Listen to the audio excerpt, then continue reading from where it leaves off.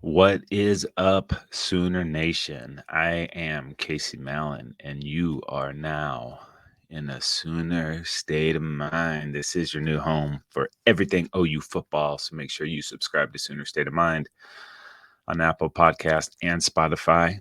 You can also go to believe.com. That's BLEAV.com. Go to shows, type in Sooner State of Mind. You're locked. A ton of great content there. Every team, every topic, everywhere. Believe.com. And if you want to watch Sooner State of Mind, head on over to YouTube and search the Football Dudes, and you will find us. Happy Sunday, people. Sooner Nation, how we feeling? Let's get caffeinated up. I'm feeling great. I feel good today. You know why? I think you know. Oh, you went up north and put the beat down on Tulsa, 66-17. And this was hands down the most complete performance of the season and has left me in Sooner Nirvana as we move into conference play. This win feels good, not going to lie. And it feels a little different. It feels like the team took steps in the right direction yesterday. Such a complete win. Ooh, it feels good. I really liked what I saw. Almost, that is. Sooners open with a huge Jaleel Farouk return, 60-plus yards, but he fumbles. And I'm not sure Tulsa recovered. It was pretty close. It was a great athletic play. The guy kind of had the ball to his side, but nonetheless, fumble. Tulsa takes over. And I thought that might put Farouk in a bad headspace, but it did not. More on him later. Turnover. No prob, Bob. Let that D do its thing. 2 plays later, Gentry Williams. He intercepts Roman Fuller. That would be the first of five Sooner interceptions on the day. And last week, everyone was belly aching about OU not taking enough deep shots against SMU. Well, DG said LMFAO because it was shots. First play, over the top, 55 yards to Andrell Anthony. How you like that, people? Pretty damn good. And on the day, he was one of 4 receivers to have a catch of at least 30 yards. That sounds like a big play to me. Andrell finished the day 4 wrecks, 112 yards. I like that combination. Him and DG are finding their mojo, and it's pretty good. Like I said, after that kickoff fumble by Farouk, I was worried about his headspace, but he must have been in a Sooner state of mind because the very next play, Farouk took a DG pass to the house, 34-yard touchdown. This cat is so shifty. I think he can carve out a really nice role in this offense. Scoring drive, 2 plays, 84 yards, 42 seconds, puts the Sooners up 7-0.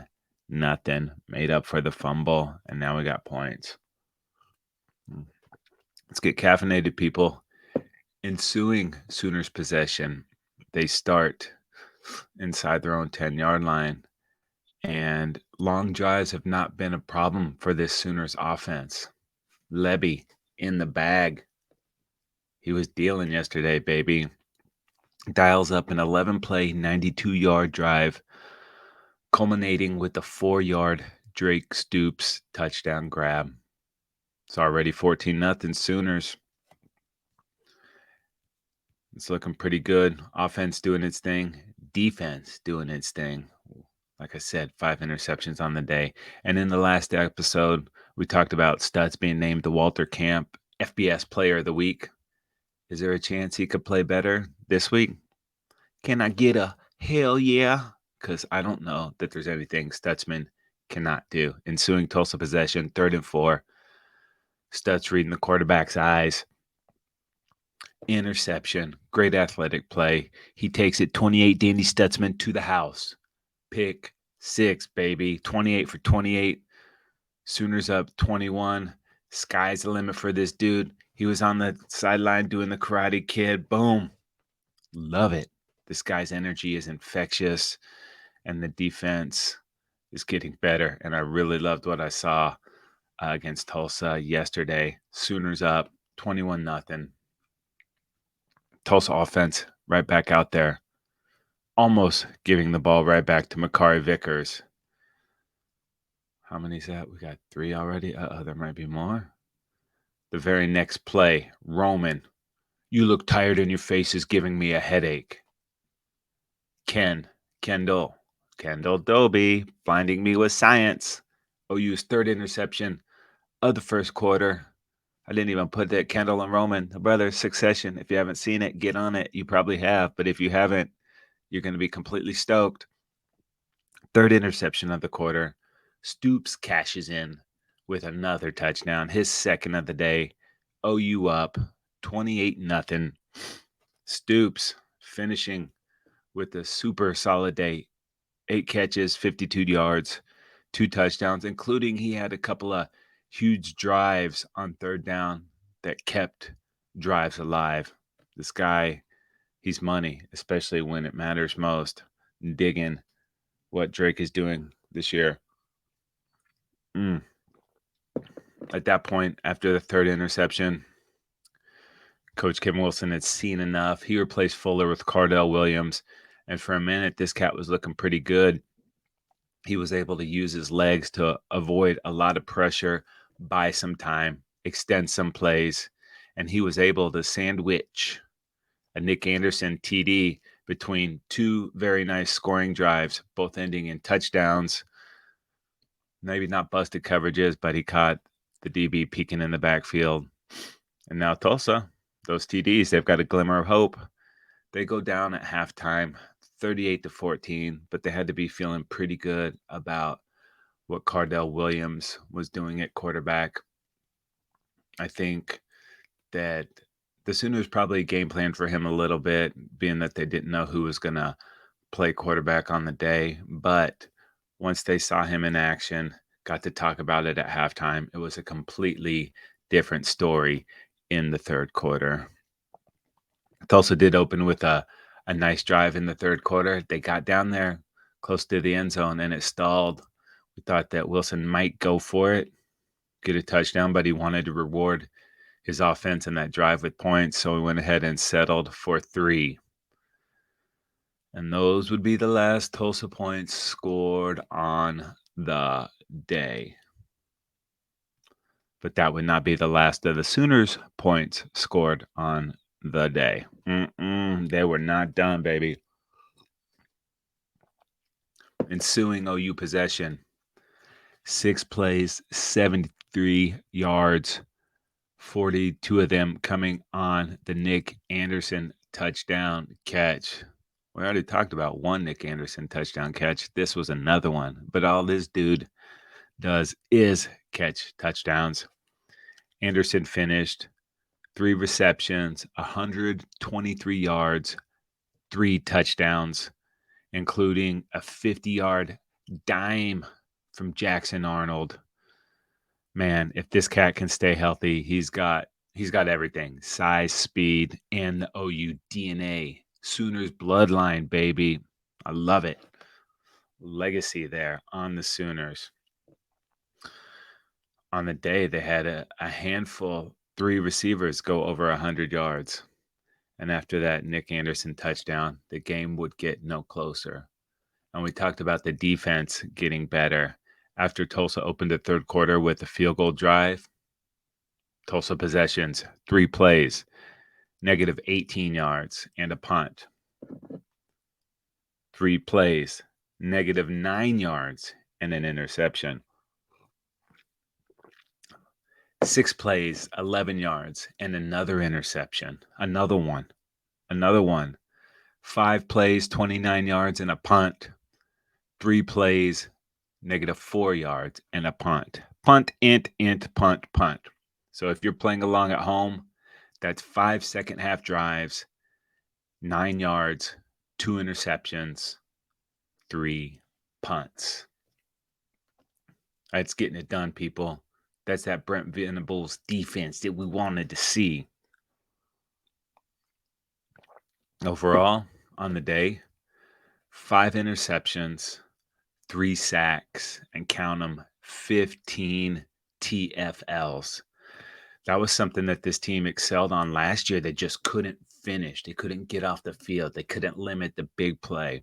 They had a little muck earlier, but they really tightened it up.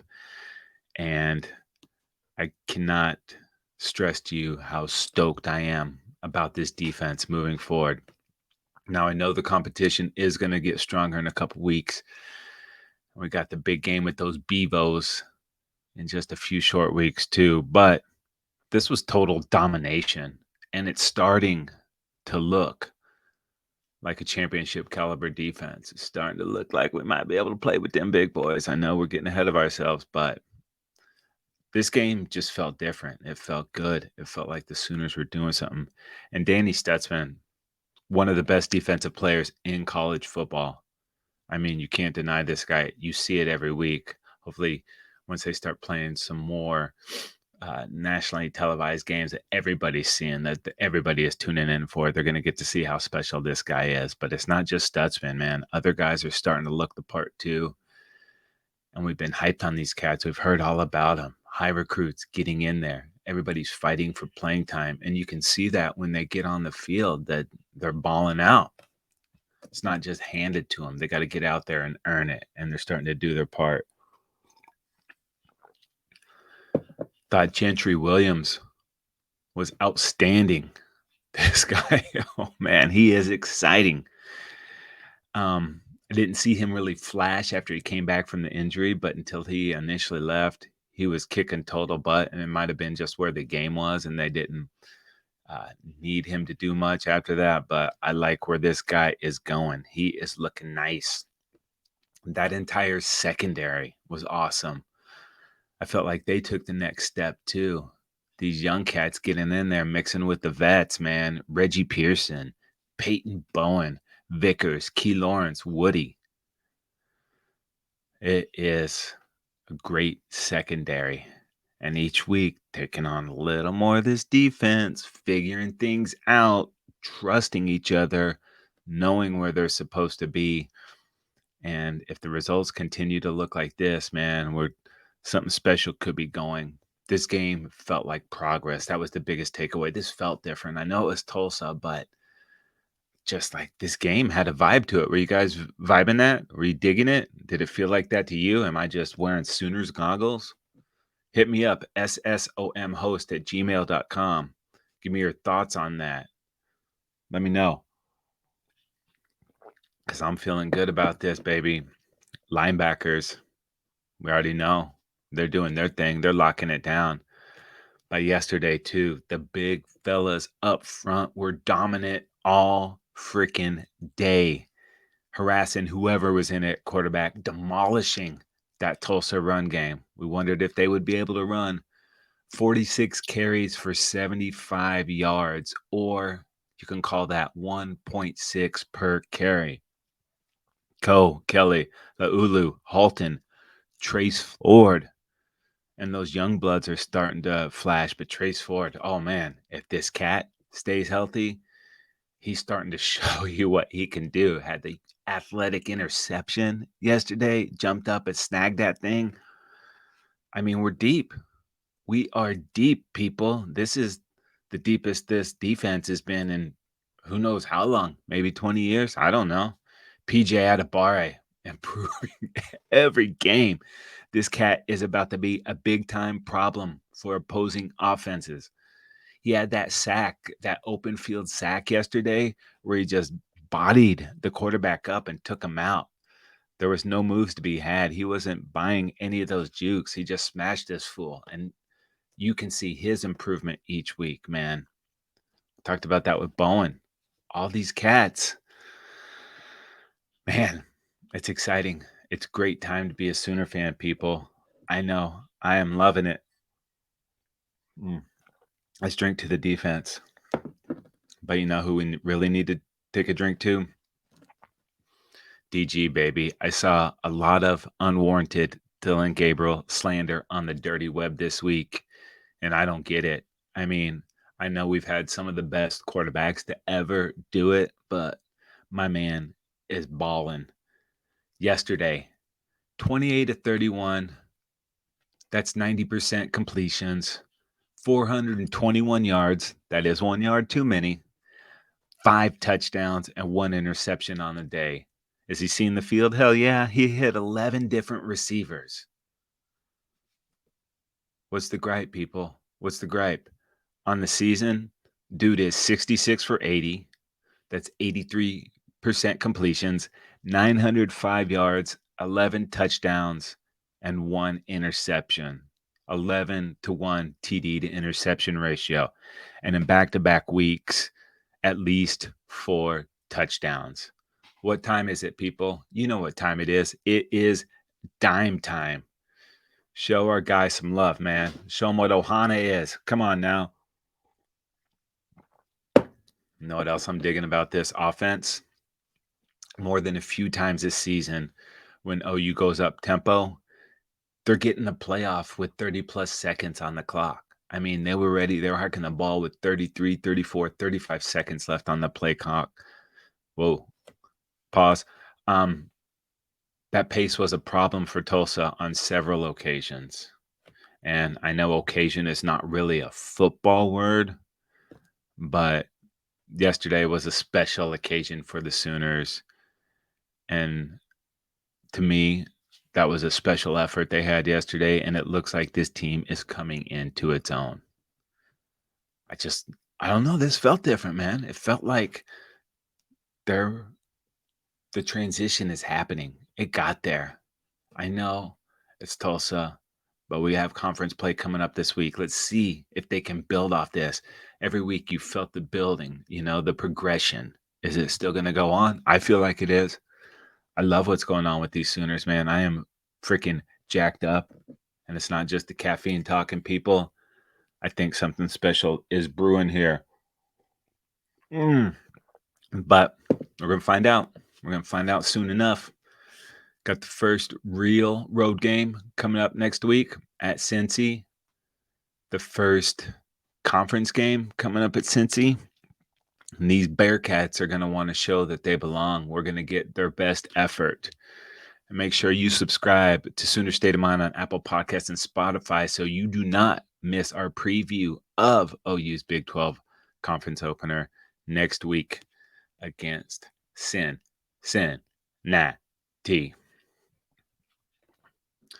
I have to take a mea culpa. Yeah, that's right. Dear college football, I'm sorry, baby. I know I said you weren't going to be good this week. I know I said some hurtful things, and I was wrong. It takes a big man to be able to admit when they were wrong. And I was wrong, and I don't mind admitting it because we had some good ass games on Saturday. Now, for a minute, it looked like those South Carolina all white uniforms with the black helmets were going to mojo Spencer Rattler and those Gamecocks to a win over those dogs, but they didn't. Watched a 14-3 halftime lead disintegrate into nothing. Looking good in a loss is still a loss. UGA does not cover, but they get the win 24-14. Got to play a full game to beat teams like Georgia. A full game. That takes us to an all-cap battle. Kansas State Wildcats at the Missouri Tigers. And this game was wild. Cats. Punctuation. Tigra and Bunny, and they like the boom. Like a 61-yard Mizzou walk-off field goal to upset those Wildcats. 30-27. We know who wins the cap battle. I think KSU might have the better uniforms, but it did not matter. Played a little bit sloppy and let that game get away, but congratulations to Missouri. Florida State, they tried to fumble away their CFP hopes, but they held on due to a BC defender holding on to a face mask on a critical third down. Would have gotten Florida State off the field. Big penalty kept the drive alive, and Florida State escapes with the 31-29 victory. And close is only good in horseshoes and hand grenades. FSU keeps it perfect. Pittsburgh in West Virginia in the backyard brawl. Mountaineers lost quarterback Garrett Green in the first half. Nico Marchiol came in and led those Mountaineers to the big win. And I'm telling you, that West Virginia defense looks nasty. Good nasty. I mean, unless you're an opposing quarterback. They didn't allow a touchdown in this game and gave up 0 points in the second half. John Denver's, baby, they win 17-6. Mama says Gators play better football when they home in the swamp, as this Florida team looked nothing like the team that got whooped by them Utes on the road. Nothing like it. And Tennessee, unfortunately, looks nothing like the Vols from last year. He's my dude, but Coach Heupel called a timeout with just seconds left on the clock. Donk move, bro. Violence ensued. Some fights. Totally unnecessary. Chomp, chomp, chewy chomp. Them Gators win 29-16 to save their season. And Milton is not Hooker. Tennessee's finding that out the hard way. UNC and Drake May, they rolled the Gophers 31-13. Drake May, 414 yards, 2 touchdowns, 2 interceptions. Looking okay. They're running the ball well, too. Carolina. Michael Penix and the Huskies, UW. That Huskies D dominated Michigan State 41-7. Penix, 27-35, 473 yards and 4 touchdowns. Such a bummer about the Pac-12. I mean, they are deep at quarterback, 6 or 8 deep. So fun to watch these guys play in that conference. Done. Terrible, terrible, terrible timing. Oh, speaking of timing, did we forget a game? What a game. Had to stay up late for this one. And if you did, you were rewarded. Wow, what a game. And I'm talking about Colorado State and Colorado. I know I haven't. Have you ever said what a game talking about those teams? No, I hadn't. I have now. Colorado State at Colorado. The Buffs come back from 11 points down in the fourth quarter to win 43-35 in double overtime. High tension, very physical game. And I kept asking myself, when is that moment going to come? You know, I'm believing it. Watching game day, feeling the vibes, man. It is getting hyped out there in Colorado. There's a buzz to that team. There's something exciting there. And I thought, when is that primetime moment going to come? When are they going to figure it out? And for a while, it didn't feel like it was going to happen. And I thought, maybe it isn't going to happen. And then my next thought was like, you know what? I'm not ready for this story to end, man. You know, I know it can be a little bit much because it's all you're hearing about, but it's still pretty damn exciting. I don't want it to end against Colorado State. I'm digging what's happening. And that's when CU got it going. When they tied that game up, Buff fan going absolutely crazy. It went from bananas to electric to dead to mega electric, right? Colorado getting the opening touchdown and then trying to just hang around in that game for so long. And they hung around until they got into it and took that thing over in overtime and won it. I thought Colorado State played a really good game. The physicality of this game was off the charts. Just as a not even a Colorado fan, as a college football fan, you had to like what you were seeing. And now the story lives. And it's a huge game coming up next week. And it's not only Colorado and Oregon next week. We have mega games, and not, Sooners at Cincy. It's mega for us because that's the game for the next step we have to take. Stay undefeated. Setting up that matchup in a couple weeks. Got to get through them Bearcats first. But not just that. We're talking Ohio State at Notre Dame. Old Miss at Bama. Bama was in trouble for most of the day yesterday. Wow, what's going on there? Colorado at Oregon. Iowa at Penn State. Great games in every conference. And if you're hanging out at Sooner State of Mind, we're going to hit those next week. So make sure you subscribe on Apple Podcasts and Spotify.